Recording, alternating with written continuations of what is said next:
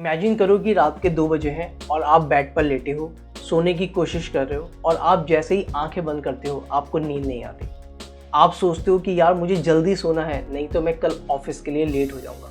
और जैसे ही आप ये सोचते हो, फोर्स करते हो अपने माइंड को, आपकी जो नींद है वो बिल्कुल टूट जाती है। साइंस भी इस बात को कहती है कि दुनिया के लगभग 10% लोगों को इंसोम्निया इफेक्ट करता है जब वो अपने माइंड को फोर्स करते हैं, क्योंकि जब वो जितना ज़्यादा वो फोर्स करते हैं उतना ज़्यादा उनका माइंड अलर्ट और एक्टिव हो जाता है। स्टडीज़ कहती है कि माइंड को नेचुरली अलाउ करना, जो स्लीप है उसको नेचुरली अलाउ करना, वो ज़्यादा इफेक्टिव होता है। इसलिए नींद को चेज़ मत करो, रिलैक्स करो, सरेंडर करो, तभी आप देखोगे जो आपकी नींद है वो नेचुरली अपने आप आ जाएगी। अब आता है ओवर थिंकिंग का ट्रैप। आप चीज़ों को बहुत ज़्यादा एनालाइज करते हो, हर बात को बार बार रिपीट करके उसको सोच सोच के परेशान होते हो कि कल मैंने क्या बोल दिया, कुछ गलत तो नहीं बोल दिया, उसको सही भी लगा या नहीं लगा। तो ऐसे कर करके आप अपने आप को ही परेशान करते रहते हो। और ये ओवर थिंकिंग हमारे जो ब्रेन है उसके अंदर डिफ़ॉल्ट मोड नेटवर्क होता है, उससे लिंक्ड होती है। और जब ये default mode network over active होता है तब हमारे अंदर एंजाइटी अपने आप बढ़ने लगती है। इसलिए इसको कंट्रोल करने का बेस्ट सॉल्यूशन मेडिटेशन और माइंडफुलनेस प्रैक्टिसेस है, जो आपको हेल्प करती हैं आपको थॉट को ऑब्जर्व करने में।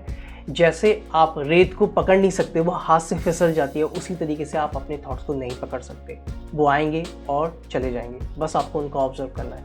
अब आता है अटैचमेंट और एक्सपेक्टेशन का ट्रैप। हम अपने पार्टनर को पकड़ कर रखना चाहते हैं, हम चाहते हैं कि वो हमारे साथ रहे, कहीं ना जाए।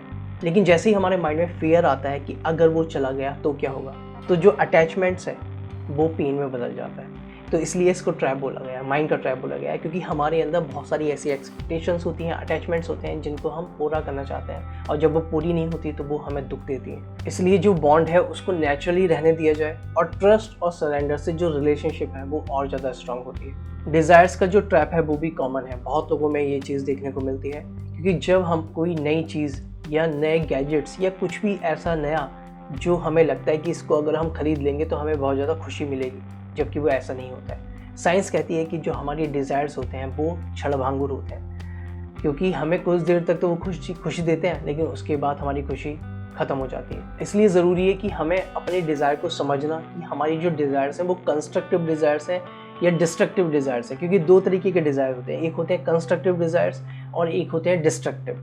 कंस्ट्रक्टिव डिज़ायर्स को अगर आप पकड़ के भी रखोगे तो वो आपकी ग्रोथ ही होगी उससे, क्योंकि वो हार्म नहीं करते। लेकिन डिस्ट्रक्टिव डिज़ायर्स वो आपको, अगर आप उनको पकड़ के रखोगे तो आपका डाउनफॉल ही होगा और कुछ नहीं होगा। एडिक्शंस का जो ट्रैप है ये भी कॉमन है। जब हम सोशल मीडिया, स्क्रोलिंग, गेमिंग और ऐसी कई सारी चीज़ें हैं, जब हम उनको करते हैं या खेलते हैं तो हमें एक अंदर से रिलीफ मिलता है, लेकिन उसके साथ साथ हमें एक एम्प्टी भी फील होता है, क्योंकि एडिक्शन ब्रेन के रिवॉर्ड सिस्टम को हाईजैक कर देता है और इस केस में डोपामिन लेस रिस्पॉन्सिव हो जाता है, और इसी वजह से स्टिमुलेशन हमें और चाहिए होता है। और यही रीज़न है कि हम एस्केप ढूंढते हैं और एडिक्शन की तरफ जाते हैं। इनसे बचने का तरीका यही है कि हम इसको कॉन्शियसली और ऑब्जर्व करें, हमारी एडिक्शंस को जो भी किसी भी टाइप की हो सकती हैं, और धीरे धीरे वो अपने आप ही कम होने लगेंगी।